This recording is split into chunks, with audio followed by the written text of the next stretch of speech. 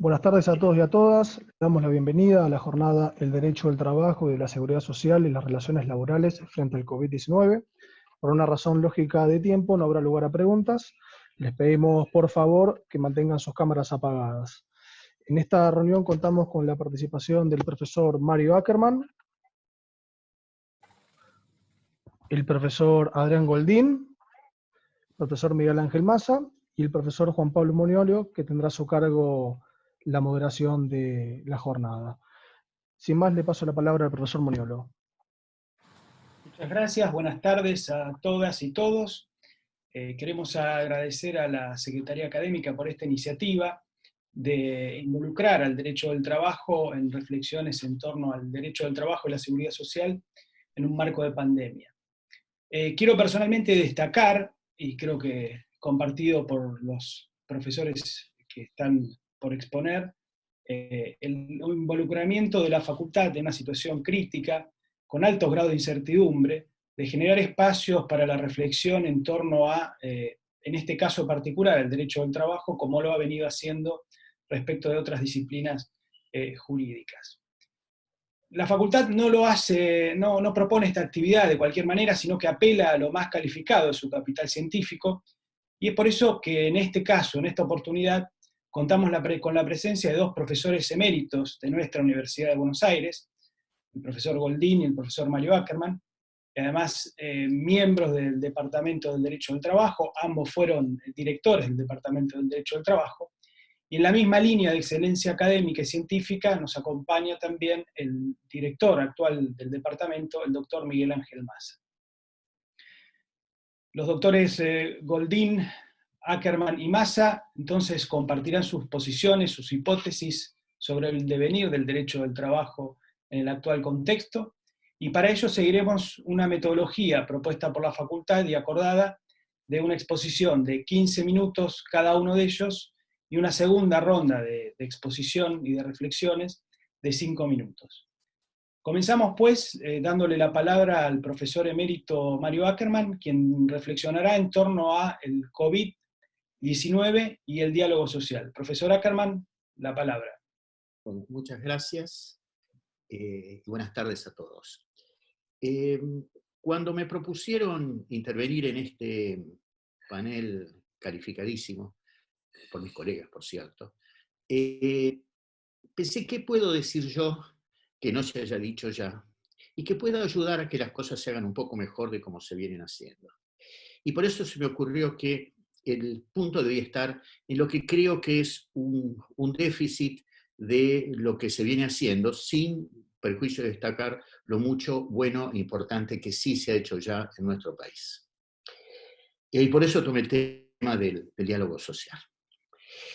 Hace más de un siglo y medio, más de 170 años, dos jóvenes alemanes en Inglaterra, estaban en Londres en ese momento, produjeron un documento importantísimo que pasaría a ser una suerte de bisagra en la historia política y social del mundo contemporáneo, que afectó el siglo XIX y el siglo XX.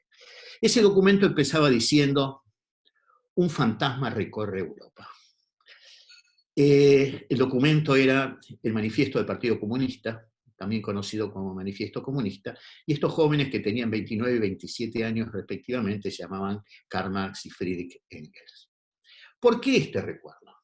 Porque en ese momento el mundo era Europa, y a nadie se le ocurría hablar de otra cosa que no fuera lo que pasaba en Europa. Para ellos, lo que pasaba en el mundo pasaba en Europa. De hecho, si uno mira el Manifiesto Comunista, América Latina no aparece mencionada.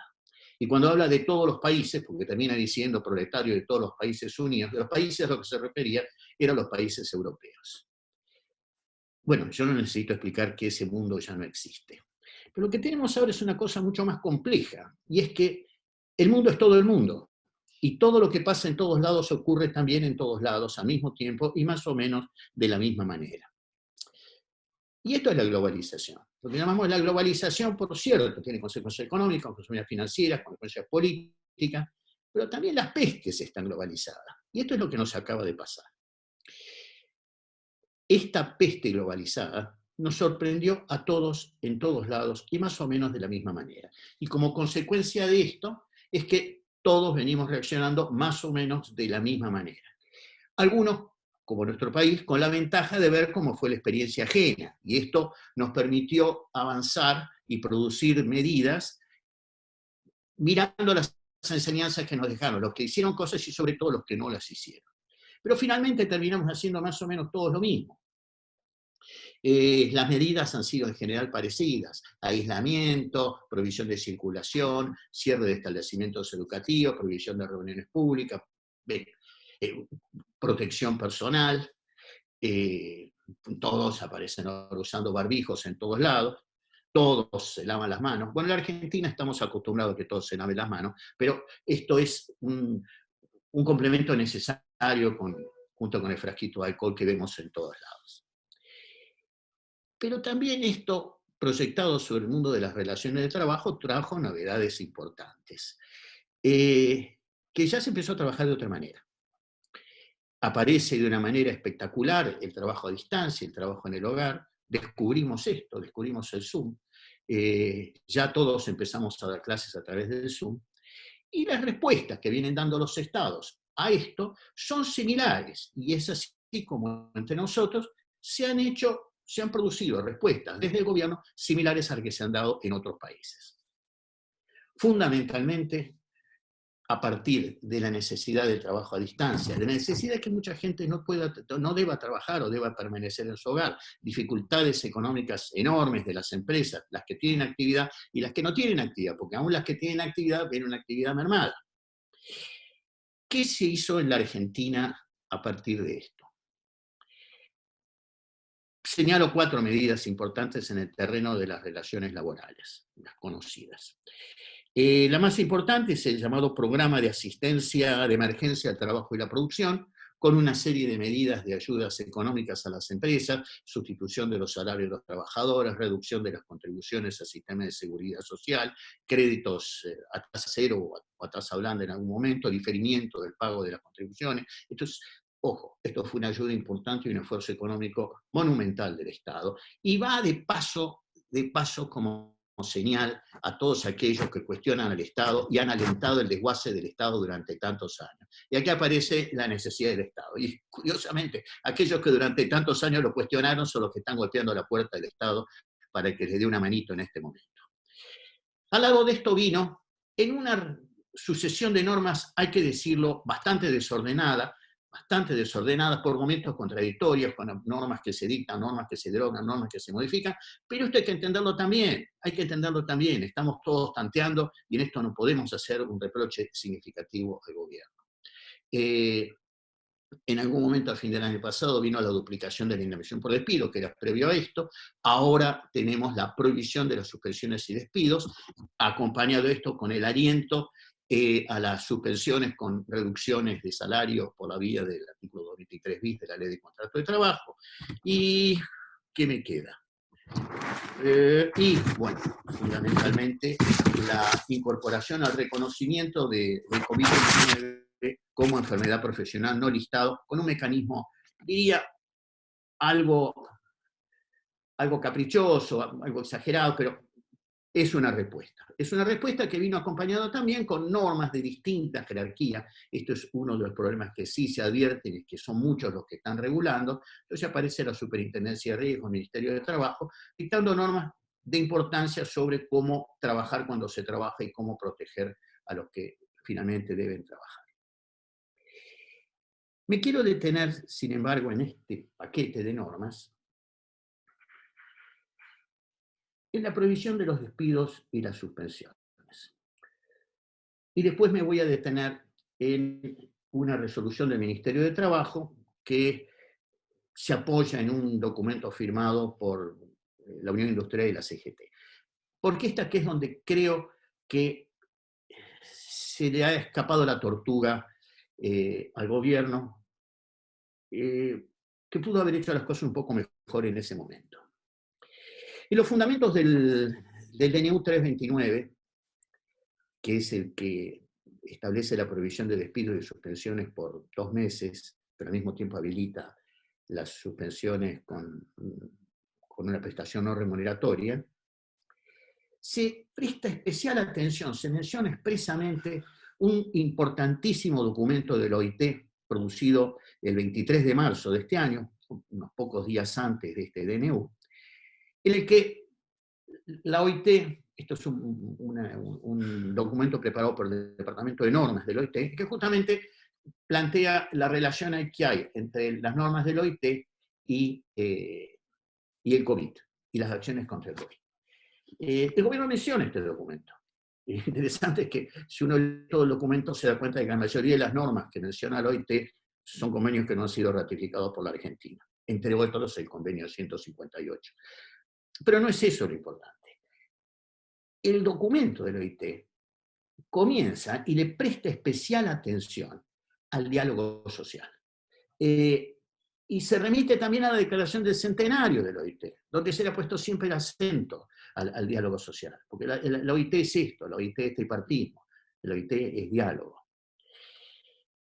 ¿Y qué es donde se nota la falencia? Llegamos hasta ese punto, y lo digo una vez más, se menciona este documento, no es que el gobierno no lo conocía, pero las medidas han sido adoptadas unilateralmente.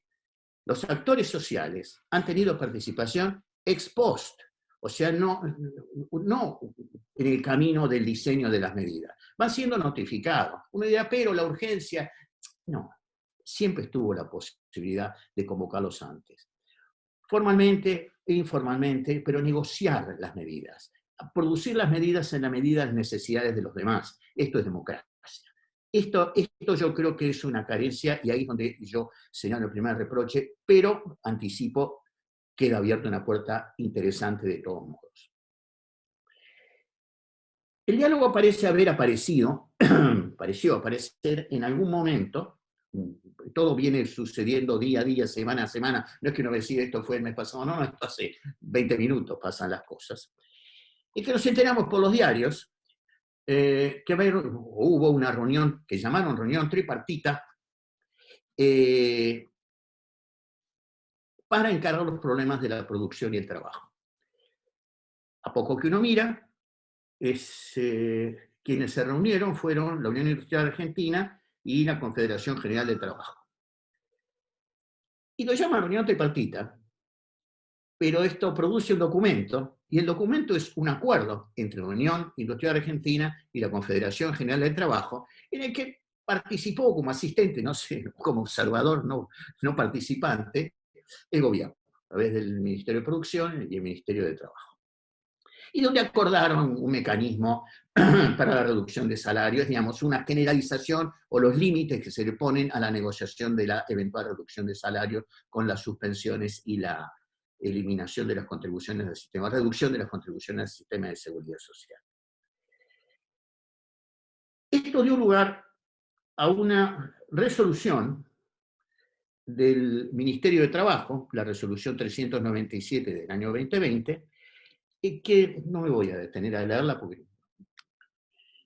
básicamente lo que dice es aprueba una serie de medidas vinculadas con este acuerdo, pero ¿qué es lo que creo que es importante rescatar de acá? Rescatar o por lo menos destacar. Que en la resolución, en los fundamentos de la resolución, se hace referencia a un documento firmado por los representantes de los trabajadores y de los trabajadores, de los empleadores, los representantes de los empleadores y los representantes de los trabajadores. Cuando yo pasé por la escuela primaria, no me acuerdo cuándo fue eso, pero fue el siglo pasado, esto es seguro, así es un montón de tiempo, hace medio siglo seguro. En los primeros años nos enseñaban, en una materia que se llamaba castellano, hoy tenemos clase de castellano. Y ahí nosotros aprendimos que existen dos tipos de artículos. Los artículos determinados o definidos en la lengua más entre los españoles, y los indeterminados o indefinidos. Los artículos determinados son precisamente los que limitan el universo al que se refiere. Cuando se dice, estamos hablando del hombre o de la mujer, es porque solo existe esa especie, existe la mujer. Y si existe el hombre, existe solo el hombre. No es que además hay otros sujetos que puedan decir, es el hombre. El árbol, la pieza, la habitación, la computadora. Si yo quiero referirme a un universo indefinido, uso un hombre, una mujer, uno, que quiere decir que hay otros. Cuando el gobierno en su resolución dice que estos son los representantes de los trabajadores y de los empleadores, lo que está haciendo es acotando la representatividad que reconoce, la capacidad de representación y la aptitud representativa de aquellos a los que está reconociendo. Y esto es falso. Uno tendría que decir, como se dice tantas veces, no están todos los que son y ni son todos los que están. ¿Por qué? Porque la Unión Industrial es la representación de un sector de los empleadores, un sector de los empresarios. Faltan muchísimos. Y la Confederación General de Trabajo es representativa de un sector de los trabajos, de un grupo de los trabajadores. Faltan unas cuantas entidades sindicales sumamente representativas. Y esto entonces marca un doble reproche. Primero, que no los llamaron antes, y segundo, que solo los llamaron a ellos. ¿Podía haberse hecho algo mejor? Sí, se podía haber hecho mejor. Y de hecho todavía se puede hacer algo más. Este también es el momento. Este es un gran momento. ¿Por qué es un gran momento? Cuando Argentina ganó el Mundial del 78, el director técnico, famoso a partir de entonces, no había ganado nada, una vez que ganó algo pasó a la historia, y Menotti marcó una nueva línea en el fútbol argentino. Menotti, a partir de eso, pasó a enseñarnos a todos fútbol. Entonces tenía un programa por televisión. Vos no habías nacido, Juan Pablo, pero tenía un microprograma por televisión que era de 5 minutos, donde daba clases de fútbol. Y en una de esas clases, Menotti explica cómo se juega en el área, qué sé yo, y dijo, para poder entrar, primero hay que saber salir. Una genialidad. ¿Qué quiso decir con esto y para qué nos sirve Menotti en este momento? Del fútbol hay que aprender, no solo hay que mirar por televisión y tener fútbol para todos. Que uno no debe enamorarse de aquello que le sale bien cuando entra, porque tiene que pensar que en algún momento tiene que salir. Nos pasó con la convertibilidad. Se enamoraron de la convertibilidad, cuando sabían cómo salir de la convertibilidad. Cuando salió la convertibilidad fue un desastre.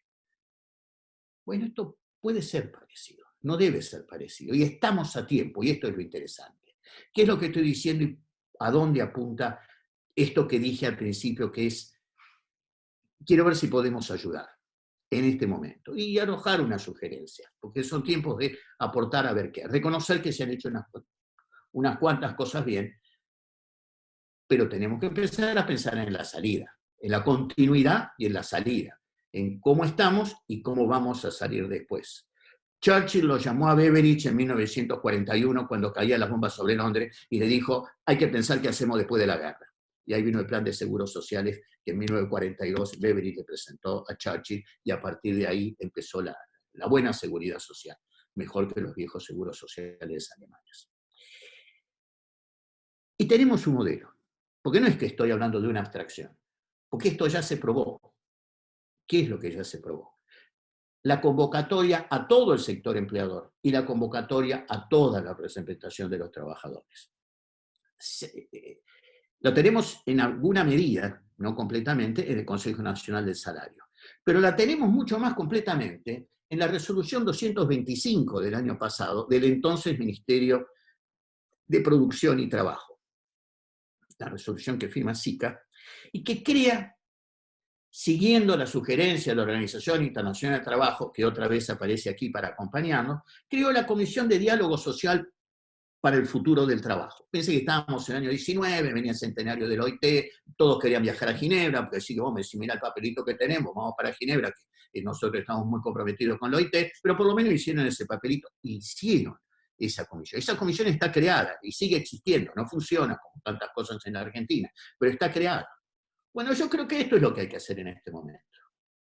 Llamar a todo el sector empresario. Si uno mira la resolución 225, en esa comisión está la Unión Industrial, por supuesto, pero están los bancos, está el campo, están el comercio, están los servicios, están los 8 grandes grupos económicos de la Argentina. Y del lado de los trabajadores están las 2 CTA, al lado de la CGT, que algo seguramente tienen también para decir. Y está hasta UATRE. Digo entonces, y acá viene mi idea, y con eso empiezo a cerrar, el coordinador todavía no me llamó la atención, de manera que creo que no me he excedido todavía en el tiempo. ¿Qué es eso? ¿Me queda un minuto? Ah, bueno, pero está bien, ya redondeo y ya termino. Ya que digo que hagamos un esfuerzo para cumplir las reglas, cumplamos el horario, que es algo es algo. Estamos a tiempo. Creo que estamos a tiempo para iniciar el diálogo social, para ver qué es lo que está pasando en este momento, cuáles son las necesidades actuales de todos los trabajadores y de todos los empleadores, insisto, no solo los representados por la Unión Industrial o los representados por la representación plural de todos los que sabemos que existen, guste o no guste, estén reconocidos formalmente o no estén reconocidos formalmente. Sentarlos finalmente en una mesa de diálogo, cubriendo la ausencia del Consejo Económico y Social que tantas veces se dijo que se iba a crear. Ojalá alguien escuche esto o alguien se anime a darme una respuesta de por qué no se están haciendo de esta manera las cosas. La síntesis sería, y el punto al que quería llegar. Hicimos mal la entrada. Hagamos bien la salida. Muchas gracias. Muy bien, muchas gracias, profesor emérito Mario Ackerman, por sus reflexiones y provocaciones a las que nos tiene acostumbrado. Le damos la palabra entonces a continuación al profesor emérito de la Universidad de Buenos Aires, el profesor Adrián Goldín, quien reflexionará sobre la pluralización de la tutela laboral y la universalización de la protección social. Profesor Goldín, tiene la palabra. Muchas gracias, muchas gracias. Voy a usar un PowerPoint para facilitar el seguimiento de esto.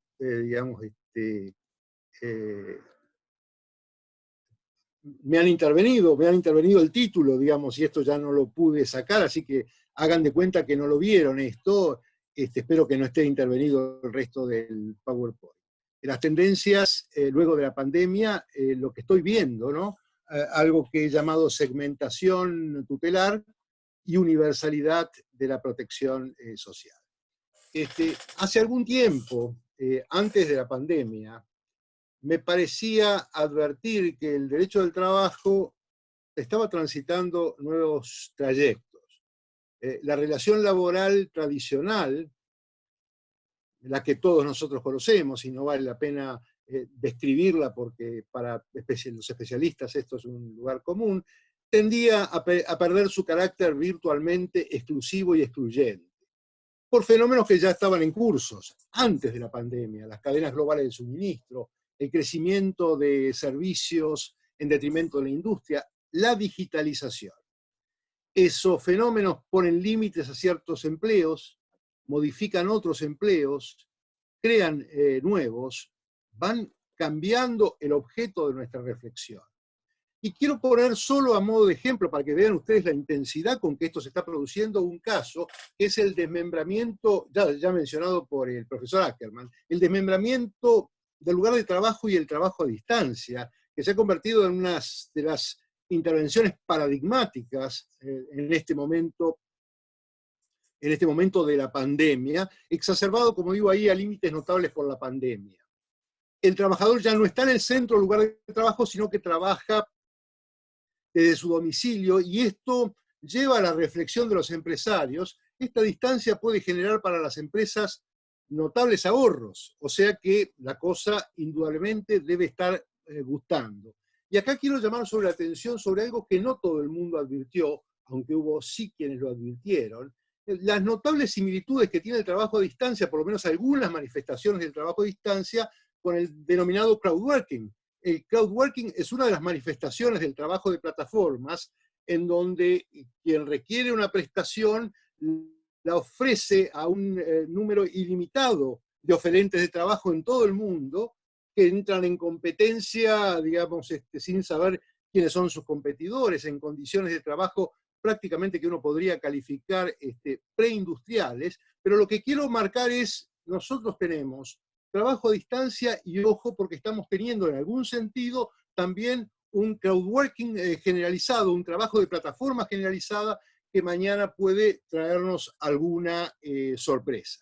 Y fíjense ustedes que esto es trabajo de plataformas, cuando hablo del crowdworking, que ha asumido también un rol en las centrales, las tareas de distribución, de comercialización y de logística, para una comercialización que crecientemente también está fuertemente digitalizada. Vean ustedes de qué manera, digamos, entonces, el trabajo de plataformas parece estar advirtiendo la posibilidad de quedarse con una parte gorda del paquete del trabajo humano. Mientras esto sucede, mientras sucede este fenómeno del trabajo de plataformas, con estas manifestaciones notables de crowdworking y también de trabajo a pedido, delivery, Uber, etcétera, etcétera, la dependencia se encuentra en algo que yo he llamado como una suerte de penuria inclusiva, que venimos siguiendo hace ya más de 2 décadas. La OIT empezó a tratarla en 1994 en una tarea en la que tuve el privilegio de poder colaborar y culminó con la recomendación 198, mucho más recientemente. Fue una culminación para los gestores de este proyecto insuficiente, porque ellos aspiraban a un convenio y no una recomendación, pero es lo que hay. Pero me interesa que ustedes retengan el tema de la dependencia y su dificultad abarcativa, su penuria inclusiva, que nos plantea también una dificultad adicional relativo al objeto de nuestra materia. Al mismo tiempo, y profundizando esta penuria inclusiva, se generalizan los contratos de trabajo atípicos. La generalización de los contratos de trabajo atípicos, tampoco necesito profundizar en esto porque es ampliamente conocida, genera un fenómeno que hemos llamado de desestandarización contractual, un debilitamiento subjetivo del derecho del trabajo, y un dato que ustedes estarán advirtiendo en la práctica profesional, el desdibujamiento creciente de los límites entre el trabajo autónomo y el trabajo dependiente, con las consiguientes dificultades para el reconocimiento de la naturaleza de los vínculos. Este es claramente un problema. Simultáneamente, ese proceso que en la Europa continental, también a fines de los años 90, se llamó el proceso de huida del derecho del trabajo. El proceso de huida del derecho del trabajo es una acción de los empleadores, pero también una acción de los gobiernos, que deslaboralizaron durante mucho tiempo deliberadamente los vínculos laborales, y en particular la preferencia de los empleadores por el trabajo autónomo. En esto yo voy a citar, porque me parece de una elocuencia realmente sorprendente, evocada por una colega de la Universidad de Nueva York, que se llama Cynthia Esland, que ha evocado a un banquero de inversión que dice cómo encara él la contratación de un trabajador. Mira un puesto de trabajo y la primera pregunta que se formula es, ¿puedo automatizarlo? Si lo puedo automatizar, lo automatizo y a otra cosa. No puedo automatizarlo, entonces lo voy a externalizar, lo voy a subcontratar, se lo daré a terceros. Tampoco se puede, entonces no me queda otra alternativa que contratar a un trabajador autónomo. Y solo cuando ninguna de las 3 posibilidades se hace viable, se hace manifiesta, entonces recién en ese caso digo, bueno, no me queda más remedio, voy a contratar a un trabajador dependiente. Esto le está pasando a la contratación laboral.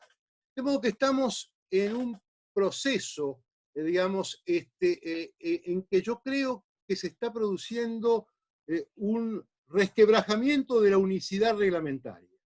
Y yo llamo unicidad reglamentaria al sistema que nosotros hemos profesado, que implicaba una categoría dominante, el trabajo dependiente, servida por un régimen jurídico correlativamente dominante, que es el régimen, por ejemplo, entre nosotros, de la ley de contrato de trabajo. Esa es la unicidad reglamentaria, una gran categoría con un gran régimen normativo. Pero ahora se está produciendo, y esto es muy notable, y yo creo que la pandemia y el COVID lo está profundizando, un proceso de pluralización o segmentación del régimen de protección del trabajo con la aparición de nuevos estatutos. En este caso, ténganlo presente, cuando digo nuevos estatutos, no son los estatutos sectoriales que complementaban el dominante régimen de la dependencia general, lo que todos conocemos, lo que todos hemos trabajado, en la construcción, en los trabajadores del campo, los periodistas. Ahora, estos nuevos estatutos se definen por modos, técnicas y lugares diversos de prestación. y los voy a mencionar para que vean que esto no tiene nada de sorprendente. Los trabajos de plataformas online. Ya hay en la Argentina un proyecto de ley, que yo no sé si llegó ya a la sede parlamentaria, elaborado en el Ministerio de Trabajo de plataformas online, trabajo de plataformas on demand. Los teletrabajadores o trabajadores a distancia, una de las categorías que vamos a tener que resolver. Los trabajadores de call centers, no hay un régimen en Argentina, pero en Uruguay sí hay un régimen. Los autónomos con dependencia económica, y déjenme plantearme como interrogante, ¿y los demás autónomos? Y los demás autónomos. O sea que esto refleja un proceso que yo he llamado de segmentación o pluralización tutelar. Ciertamente, en este contexto, el trabajo dependiente tradicional, de ningún modo desaparece, e incluso por un tiempo que no se puede determinar por el momento, seguirá siendo mayoritario, y de algún modo, tal vez decreciente, todavía el estatuto dominante. Pero el dato notable de este fenómeno es que la pandemia deja groseramente a la vista la situación de desprotección de los trabajadores autónomos.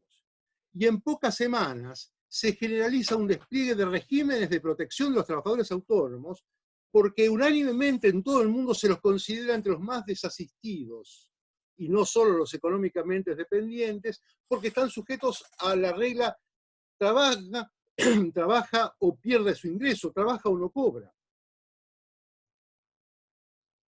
Yo les recomiendo la lectura de unos informes de ACTRAB, el sector de los trabajadores de la OIT, en donde en un documento del 6 de abril, muy reciente, ha hecho un relato de todas las normas que han ido dictando los gobiernos de los países, ocupándose particularmente, el informe no se refiere solo a ello, pero ocupándose singularmente del tema de los trabajadores autónomos. Los autónomos forman en tal caso parte del sistema de tutela según su propio estatuto, porque van a tener que tener su estatuto. De hecho, hay países que ya han sancionado estatutos de protección del trabajador autónomo. Y no me refiero solamente a los autónomos económicamente dependientes, en varios países, Alemania, naturalmente los trad españoles, sino también los autónomos en sentido propio, los autónomos que trabajan personalmente, que no lo hacen a través de colaboradores, a los cuales la pluralidad estatutaria, que a mí me parece que está sobreviniendo, los va a acoger, los va a recibir, sin que sea necesario forzar las categorías, los conceptos ni las técnicas normativas de protección. Eso no va a ser necesario, los estatutos van a tener su propio régimen de tutela. Fíjense ustedes, por ejemplo, como les decía antes, el caso de los italianos, en donde se está atendiendo a los estatutos, a los autónomos. Esa tendencia parece confirmar algo que nuestro colega británico, Mark Fielding, vienen, predicando ya desde los primeros años de la presente década, desde el año 2012, 2013, sobre la Personal Work Relation, relación de trabajo personal, el entendimiento que el derecho del trabajo va a tener que incluir finalmente a todas las formas de trabajo personal, y esta de los autónomos, que el COVID está poniendo groseramente a la vista, se convierte en una de las más potentes. Por lo tanto, primera tendencia que a mí me parece que va a haber que mirar con mucha atención, pluralización o segmentación del sistema tutelar. Al mismo tiempo se advierte otra tendencia. La desestandarización, el debilitamiento subjetivo, el desdibujamiento de las fronteras entre autonomía y dependencia, la ya recordada preferencia por el trabajo, autónomo, dificultan la financiación de los sistemas contributivos de seguridad social. La base impositiva sufre erosión, el trabajo formal decrece, envejece la población, crecen los gastos por pensiones, crecen los gastos por servicios de cuidados, y sobreviene un sistema de cobertura de la protección social, desvinculado de la condición ocupacional de la persona, o sea, un sistema con tendencias efectivas y ya no declamatorias de universalidad, que ya no pueden siempre descansar en aportes y contribuciones, sino en otro tipo de recursos públicos. Allí el debate central hoy en el mundo sobre el ingreso básico universal y los pisos de protección social. El ingreso básico universal se está discutiendo en todo el mundo. Por supuesto que todavía pasa lo mismo que pasaba antes con el teletrabajo. Algún día un colega me dice, hay más artículos sobre el teletrabajo que teletrabajadores. Hoy puede uno decir, hay más artículos sobre el ingreso básico universal que sobre que realidades. Pero sin embargo es un tema que se está debatiendo porque, digamos, esta universalización de la protección social viene urgida por la realidad. Y acá, déjenme decirles, solamente dejo acá el tema, pero hay dos posiciones del ingreso básico universal. Hay una posición progresista que es, de alguna manera, la manifestación más generosa de la protección de las personas, pero hay una protección también neoliberal y, digamos, e interesada, que busca abatir todo el sistema de protección social para reemplazarlo por un modesto ingreso básico universal, y es evidente que las dos vertientes no son iguales. Y los pisos de protección social de la OIT, los pisos de protección social de la OIT, es la recomendación 202 de la OIT, que es extremadamente importante y que tiene la cautela, que no siempre se da en el caso del ingreso básico universal, de decir que hay que preservar los sistemas contributivos, porque los sistemas contributivos aseguran el acceso de otros recursos para financiar la protección social. Yo había pensado originariamente que esto implicaba un caso de reconfiguración divergente, o digamos lo mejor, contradictoria. Por un lado se segmenta la tutela laboral y por el contrario se universaliza la protección social. En otras palabras, de la unicidad a la pluralidad regulatoria, de la peculiaridad contributiva a la universalización de la protección social. Sin embargo, y voy a cambiar acá mi argumento, me parece ahora que la universalidad de la protección social, a que me refería antes, la segunda de las tendencias, más bien constituye la primera y más fuerte señal de unidad del régimen de protección. Lo reitero, para que se entienda lo que quiero decir, la universalidad de la protección social le da unidad al régimen de protección, que en lo sucesivo albergará probablemente también a los autoempleados, plenamente autoempleados. Los albergará por derecho propio y no por mera asimilación secundaria al trabajo dependiente. De ese modo, segmentación tutelar y universalización de la protección social no serían, contra lo que yo mismo inicialmente había creído ver, unas tendencias divergentes. Me parecían divergentes, hoy digo, digamos, no es así. La universalización de la protección social, al contrario, le da unidad a un sistema de protección plural en estatutos que abarca a todos los trabajadores, a los dependientes, a los autónomos, a los teletrabajadores, etcétera, etcétera, ya recordamos. Es lo que estoy diciendo. Esa protección universal es precisamente el primer mecanismo que puede dotar al sistema incluyente de la protección social, la seguridad social, la protección universal, de la propiedad de involucrar a las personas que prestan trabajo personal y necesitan protección. Hay un segundo mecanismo unificador, pero yo siento el deber de parar acá. Y voy a, digamos, hablar de este segundo mecanismo unificador que me parece extremadamente importante en los 5 minutos que me quedan al final. Les agradezco mucho.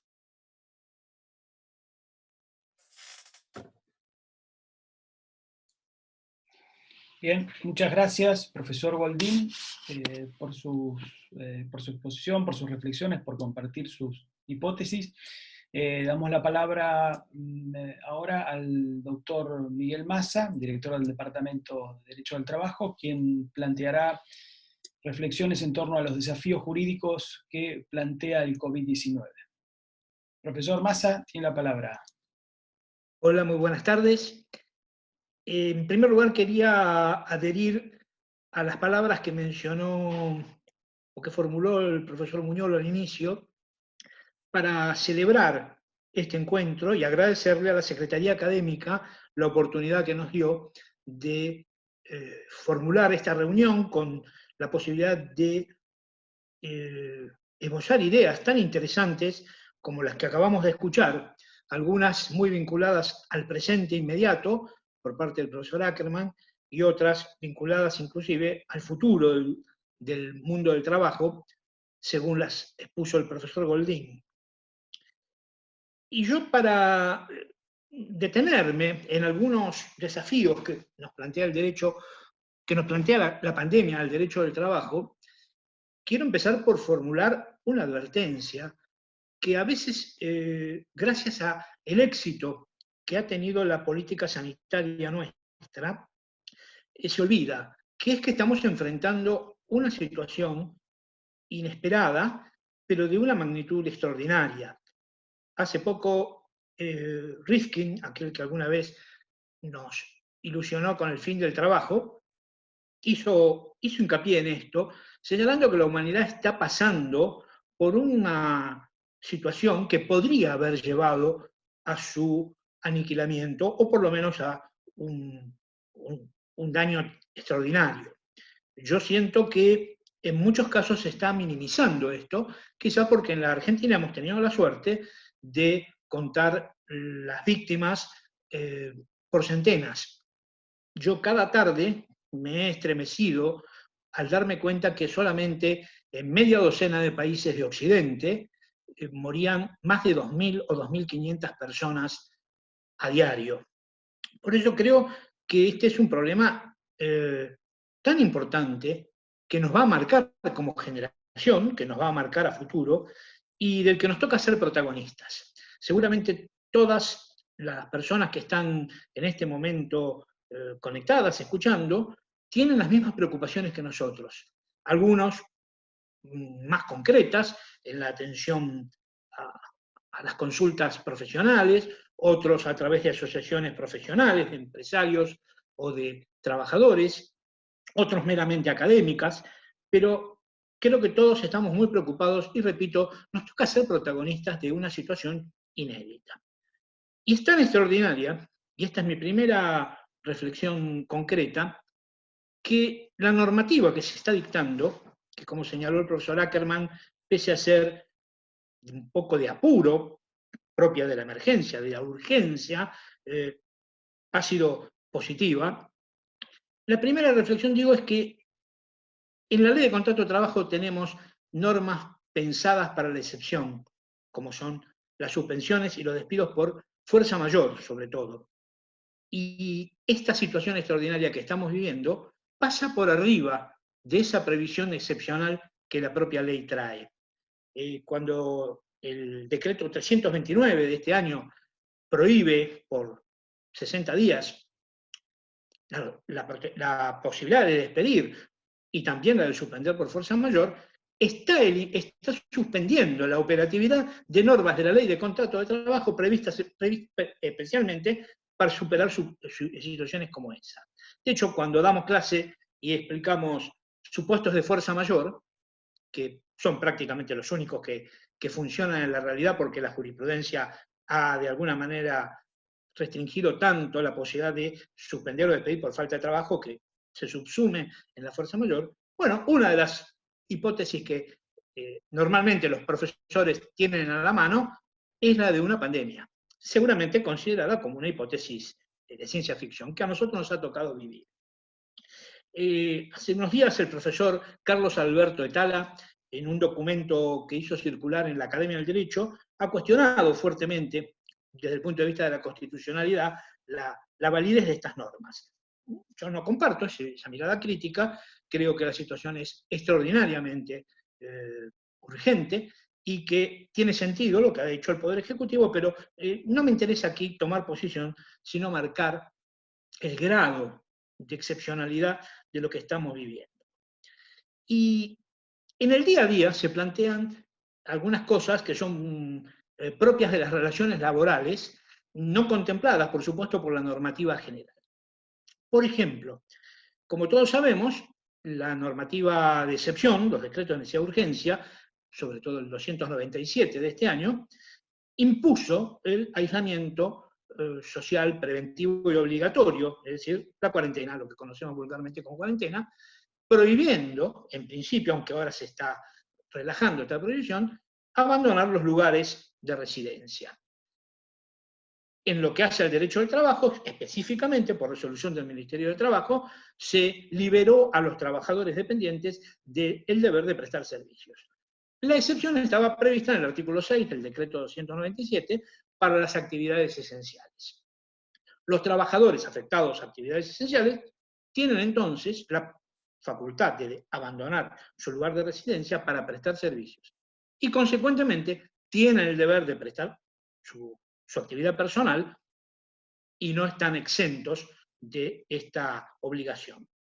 Tanto es así que la resolución 279 aclara que la obligación de prestar servicios está vinculada al artículo 203 de la Ley de Contrato de Trabajo, que, como ustedes recordarán, es el que establece la excepción a la regla de que las horas extraordinarias son voluntarias cuando se trata de situaciones vinculadas a, por un lado, necesidades de la empresa, lo que es cuestionable, y en otro lado, en otro caso, como a situaciones de la economía nacional. Entonces, la primera pregunta que escuché y no encontré respuesta en la normativa es qué ocurriría con personas que, estando obligadas a ir a prestar servicios, es decir, abandonar sus lugares de residencia para prestar servicios, tuvieran miedo a contagiarse. No hay norma que los exima, evidentemente tendrían el deber de prestar servicios, y si no lo hacen serían pasibles de ser conminados jurídicamente y eventualmente sancionados. La cosa se complica si la persona invoca pertenecer a alguno de los grupos que la medicina define como grupos de riesgo. Personas de más de 65 años, en general en el país, aquí en la ciudad se lo ha fijado en 60 años, personas con cardiopatías, hipertensión, enfermedad pulmonar obstructiva crónica, etcétera, etcétera. Allí pareciera entonces que hay una posibilidad de comprender esa situación y entonces la persona podría estar exenta del deber de prestar servicios. La segunda duda vinculada a esta aparece en la medida en que, con el paso de las semanas, se fue flexibilizando esa prohibición genérica de abandonar el lugar de la residencia, con lo que a mí me parece que podríamos llamar actividades permitidas y no esenciales. Si las del artículo 6, en principio son todas esenciales, es decir, necesarias para la sociedad, a medida que se ha ido ampliando esta lista, y como seguirá ocurriendo en los próximos días, seguramente el domingo se anuncie una prórroga del aislamiento, pero un aumento de las libertades, si pudiéramos distinguir entre actividades esenciales y actividades permitidas, entonces nos aparece la pregunta acerca de si el trabajador incluido en una actividad permitida está obligado a prestar servicios, lo que a la vez implica abandonar su lugar de residencia y exponerse al riesgo de contagio. Por otra parte, tenemos que hay una tercera categoría de trabajadores, es decir, tenemos los que están obligados a prestar servicios, los que están exentos del deber de prestar servicios para cumplir el aislamiento obligatorio, y hay una tercera categoría que es aquellos que pueden ponerse de acuerdo con el empleador para prestar servicios remotamente, es decir, a través de lo que llamamos teletrabajo, home working, etcétera, etcétera. Estos trabajadores, que inclusive merecieron de la Superintendencia de Riesgo del Trabajo algunas normas especiales, están previstos en la resolución 279 del Ministerio de Trabajo, 279 de este año, previendo las posibilidades de que haya una modificación de la jornada de trabajo dispuesta por el empleador y, norma curiosa, el propio Ministerio se adelanta a calificarlo como un ejercicio razonable del ius variandi. Esto podría ser motivo de discusión en el futuro ante algún caso concreto conflictivo, porque en general la jurisprudencia no admite que el legislador categorice de antemano y en abstracto de razonable o irrazonable, válido o inválido, el ius variandi, entre otras categorías jurídicas. Pero además podría ocurrir algo que no está previsto en la resolución, que solo se refiere a la modificación de la jornada de trabajo en orden a las tareas. En relación a las actividades permitidas, que como dije recién cada vez son más, podemos encontrarnos que el empleador necesite modificar temporalmente, durante la emergencia, las funciones, los puestos de trabajo de su personal.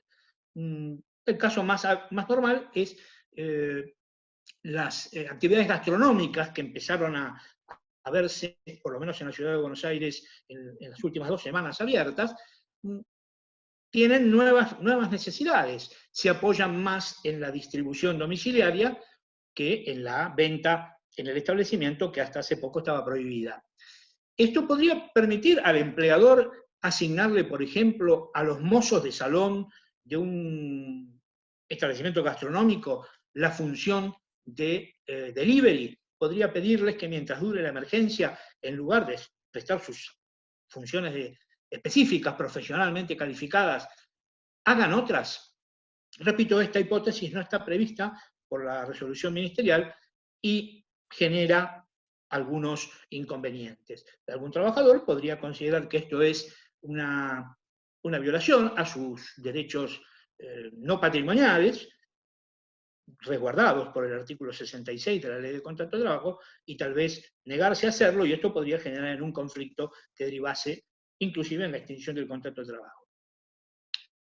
Y esta distinción que me hago, que no sé si es compartida, entre actividades esenciales y actividades permitidas, si es que las categorías conceptuales valen en esto, aplica también en cuanto a la decisión de la Superintendencia de Riesgos del Trabajo, que por un método tortuoso, como lo describió el profesor Ackerman, aunque con demasiada elegancia, creo que fue demasiado complicada la manera en que lo hicieron.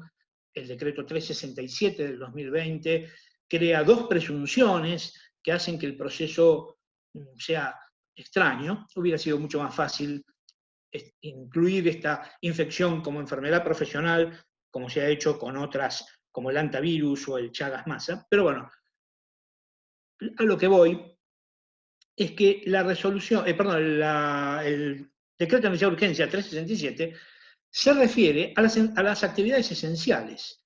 Es decir, están comprendidos en la presunción de que es una enfermedad profesional, la infección por COVID-19, obligando a las aseguradoras a prestarles asistencia inmediata, en la medida que están ocupados en actividades esenciales. Queda la pregunta si entonces también estarían cubiertos los trabajadores que puedan contraer el COVID-19, pueden enfermar por el virus, realizando actividades no esenciales pero permitidas. Me parece que esto nos genera dudas, discusiones. Para terminar este bloque, quiero hacer un subrayado, y es al papel que ha jugado y que está jugando la seguridad social. Nosotros en nuestra querida Facultad de Derecho, como casi todas las casas de estudio de este país, tenemos unificada la enseñanza del derecho al trabajo y de la seguridad social, pero la realidad es que en los hechos el derecho del trabajo tiene un protagonismo muy superior al del derecho de la seguridad social y no siempre se enseña suficientemente. Bueno, esta es una circunstancia en la que la seguridad social muestra sus valores, muestra su importancia. No es casual que Ackerman haya mencionado el papel que le cupo a Lord Beveridge en aquel aciago momento de Occidente. De alguna manera es el padre o uno de los padres biológicos de la seguridad social tal como la conocemos hoy, diferenciada de la que había nacido a fines del siglo XIX en el Imperio Prusiano. La seguridad social hoy está mostrando cuánto puede hacer por nosotros, qué importante es, y no a través de sus subsistemas clásicos, no del sistema previsional, no de asignaciones familiares, sino de una infinidad de recursos que esta disciplina tan amplia tiene y que, repito, nosotros como docentes no siempre atendemos suficientemente. Bueno, por último, para cerrar este bloque exclusivamente, creo que esta experiencia, que repito, me parece histórica, nos va a dejar una nueva manera de ver el modo de trabajar. Seguramente muchos van a descubrir las ventajas del trabajo desde el hogar, el trabajo remoto, y esto va a provocar una transformación del mercado local en muchos aspectos. Seguramente se va a estudiar en los próximos meses el efecto económico, el ahorro que implica para la empresa el no traslado del trabajador y el ahorro de tiempo que implica para los dependientes la no traslación al lugar de trabajo. Esto creo que puede ocurrir y sería una transformación de la forma de trabajar como no la teníamos pensada a tan poco tiempo. Bueno, espero haber cumplido adecuadamente mi tiempo y, doctor Muñolo, pasamos a la segunda rueda. Muy bien, muchas gracias Miguel por tus comentarios, tus reflexiones y por haberte ajustado al tiempo. Pasamos ahora entonces a una segunda ronda de reflexiones en la que cada uno de los expositores tendrá alrededor de 5 minutos para continuar con su exposición, plantear nuevas hipótesis o reflexiones o interpretaciones respecto de aquello que le depara el derecho al trabajo a partir del actual contexto. Seguimos con el mismo orden. Le damos la palabra entonces al profesor emérito Mario Ackerman. Mario, tenés la palabra. Muchas gracias. Yo quiero empezar por agradecer y felicitar a Adrián y Miguel, porque no sé si ustedes lo han visto, pero me he pasado haciendo anotaciones. Yo me precio de ser un provocador y creo que cada uno de los dos me ha generado dudas, interés en cosas, necesidad de lecturas, así que muchas gracias. Escribí cosas, las taché, las tiré, bueno. Me quedo con un par de ideas al final para redondear y completar lo que dije al principio. Esta es una tragedia, esta ha sido una tragedia, como bien dijo Angela Merkel, la mayor tragedia después de la Segunda Guerra. Que a propósito, Angela Merkel hizo una cadena en 14 años. Una sola cadena en 14 años. Digo esto porque nosotros padecemos algunas enfermedades en esta materia. Enfermedad profesional de la política suele ser. Bien, bueno, a mis 3 ideas centrales. La tragedia, sin embargo, nos ha dejado cosas positivas y nos viene dejando cosas positivas y esto puede transformarse, como siempre se dice, en una oportunidad. Primero que creo que hemos descubierto todos, absolutamente todos, sin excepciones, es el valor de la libertad. Y lo descubrimos por lo que no podemos hacer, pero también por lo que sí podemos hacer.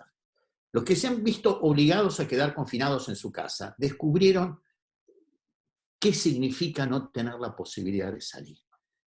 Pero los que al mismo tiempo se han visto liberados del trabajo o han podido trabajar de otra manera en su casa, han descubierto que hay otra manera de trabajar y que se puede aprovechar de otra manera también el tiempo libre. Pero para que haya libertad, necesitamos tener ciertas seguridades. Y aquí es donde aparece este nuevo descubrimiento, que es el Estado protector, la necesidad del Estado protector, aquellos cimientos creados en los famosos 30 años gloriosos con el modelo de welfare state. Es cierto, cambió el mundo, cambió todo, pero el debilitamiento progresivo después de la llamada revolución neoliberal de los años 70 y sus consecuencias posteriores, ha provocado este desguace del Estado que hace que ahora se redescubra la necesidad del Estado. Sin Estado no podríamos haber hecho ninguna de estas cosas, ni las que vamos a poder hacer, las que hay que hacer en adelante. ¿Qué es lo pendiente? Y por eso quería cerrar otra vez con lo mismo. Hoy, ¿qué es lo pendiente para nosotros, para la Argentina sobre todo? Queda pendiente esta transición hacia un futuro que va a ser distinto, inevitablemente distinto, la salida y el diseño de ese futuro. ¿Cómo vamos a vivir adelante? Y esto lo arreglamos entre todos o no lo arregla nadie. Lamento tener que citar por segunda vez a Perón. Me parece que el coronavirus me pegó mal a mí, pero bueno, ya lo vamos a corregir. Estos errores que se han cometido, pues son pequeños errores, pero son errores trascendentes, de monopolizar el diseño de las soluciones, deja heridos y supone errores. Por eso vuelvo a lo que dije al principio. El camino lo marcó la OIT en aquel documento del mes de marzo. Diálogo social. Hay que llamar a todos, sin exclusiones, porque este es un problema de todos. Es un problema de todos los sectores, todos los empresarios, de todos los trabajadores, de todas las personas. Y en nuestra materia, en nuestra disciplina, Esto tiene la mayor importancia porque tenemos experiencia en esta materia y cada vez que se insistió en esa experiencia, esto salió bien. Y cada vez que se lo dejó de lado, esto salió mal. Insisto en esto es una gran oportunidad. Que Argentina no vuelva a hacer lo que hace siempre, que sabe perder oportunidades. Que por una vez no volvamos a perder una oportunidad extraordinaria para salir del pozo en el que realmente estamos. Una vez más, gracias por esta invitación y gracias por esta provocación de la universidad a reflexionar y a reflexionar con mis amigos tan inteligentes. Muchas gracias. Muchas gracias, Mario. Adrián, te damos la palabra para los 5 minutos finales. Por favor, tenés la palabra. Ahí está.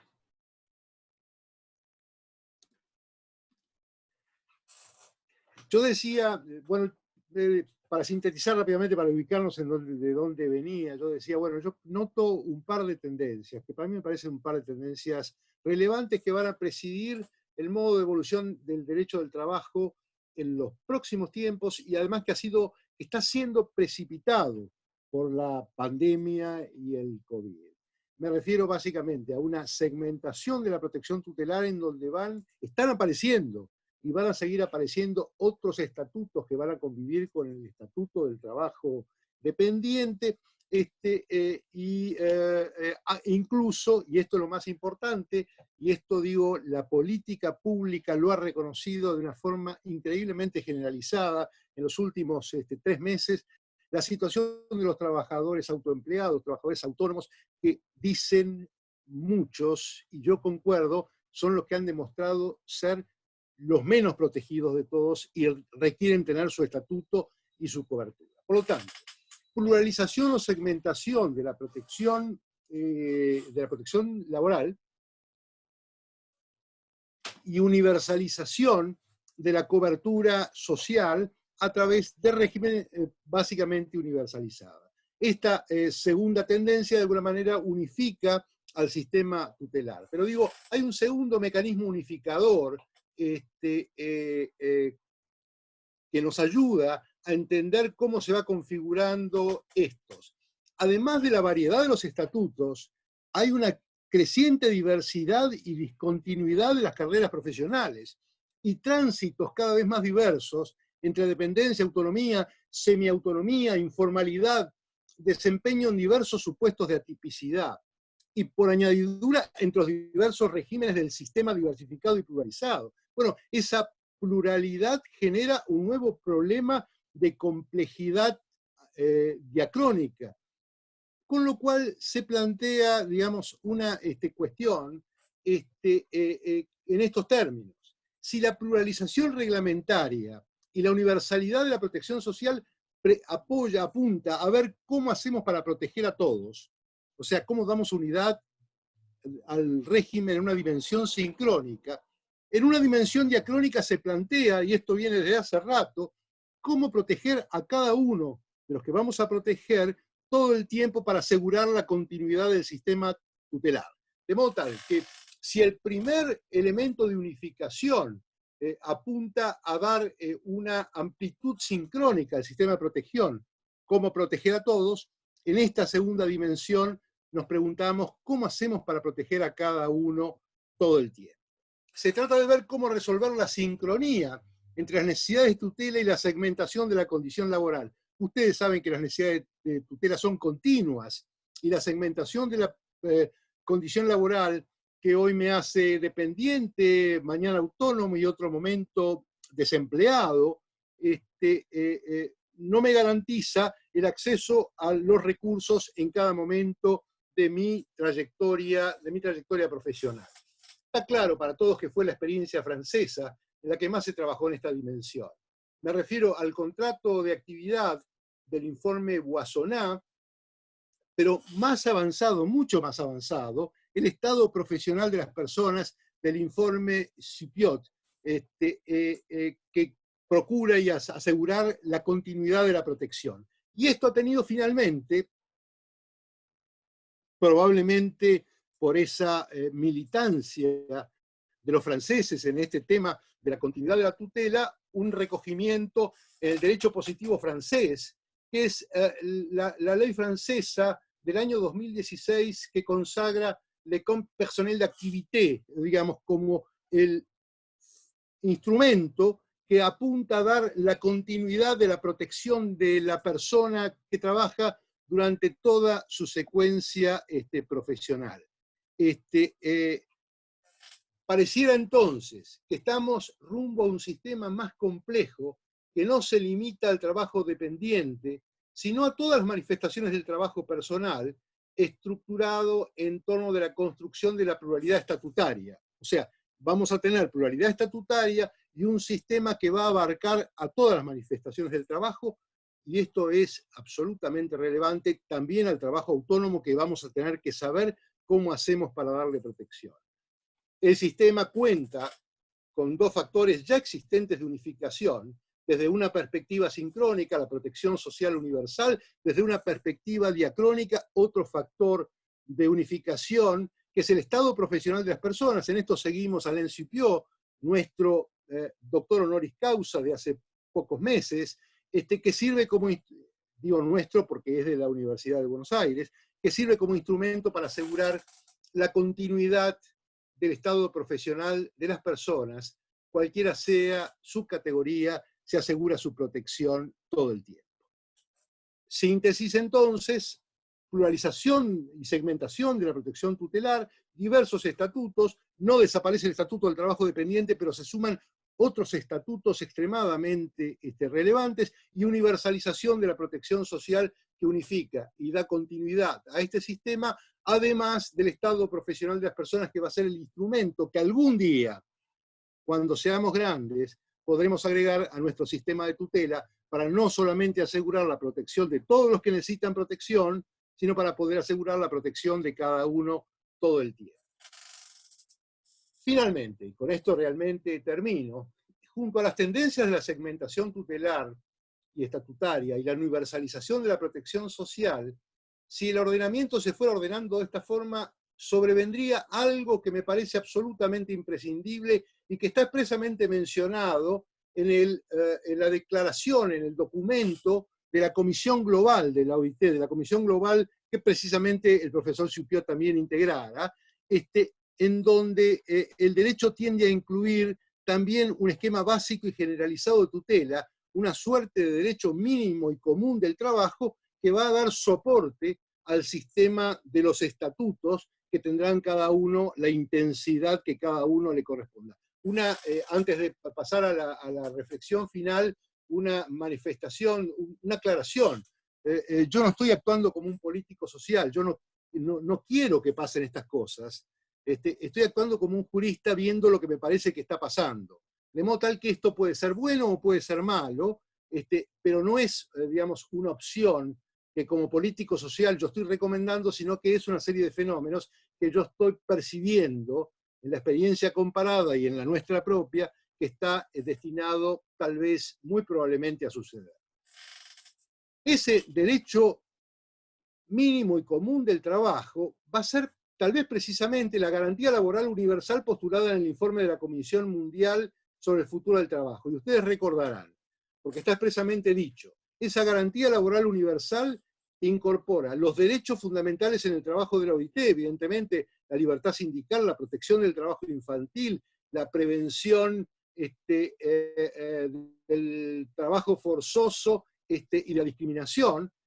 Yo agregaría, porque esto no está, pero ya tiene carta de ciudadanía y lo ha de alguna manera consagrado en la jurisprudencia, los derechos personalísimos, o como llaman en España, inespecíficos de las personas en el trabajo, y finalmente los demás componentes regulatorios propuestos como parte de aquella garantía laboral universal, dicho a texto expreso en la declaración de la Comisión Global sobre el futuro del trabajo, que son las condiciones de trabajo básicas, el salario vital adecuado, límites al tiempo de trabajo, salud y seguridad en el lugar de trabajo. De esta manera, el sistema jurídico laboral estaría configurado por un régimen estatutario que tendría al trabajo dependiente como una de sus manifestaciones, pero muchas otras manifestaciones adicionales que producen esa ruptura de la unicidad reglamentaria, la,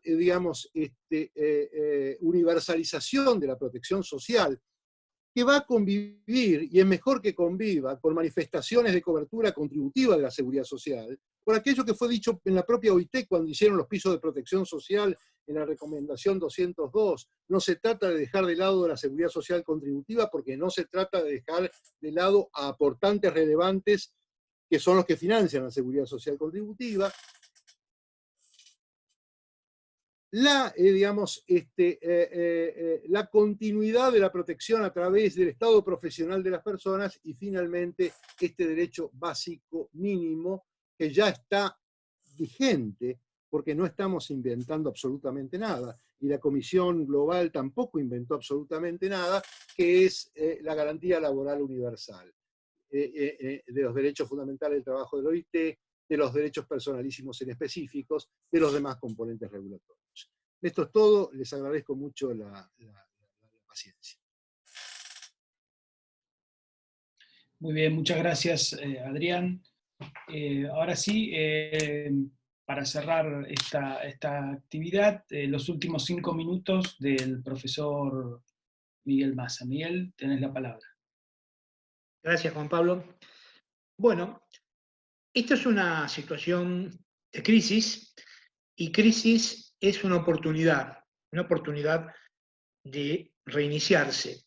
Y después que esto ocurra, y yo espero que con la llegada de la primavera a esta parte del continente habremos dejado atrás este momento tan dramático, nos vamos a preguntar qué quedó.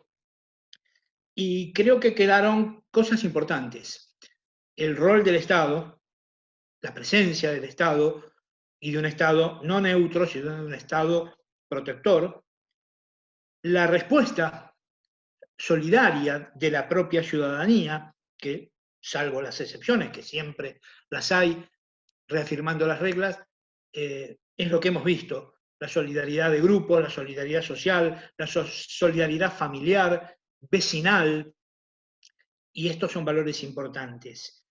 Y me parece también interesante, en lo que hace a nuestra disciplina, en ver en qué lugar va a quedar el aprendizaje que todos estamos haciendo de la prevención.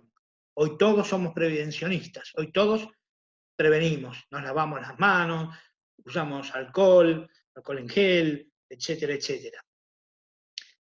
Y la prevención es algo muy ausente en nuestras relaciones laborales, sobre todo en las fabriles. Y lo ausente generalmente es lo importante, como enseña la psicología. La prevención o la falta de prevención es el motivo por el que tenemos que hablar, pensar y escribir tanto en materia de infortunios del trabajo. Porque la gran mayoría de los accidentes de trabajo que ocurren, y una enorme cantidad de enfermedades profesionales, están vinculadas a que nunca en Argentina, y en general en Latinoamérica, se le ha dado el lugar que merece la prevención.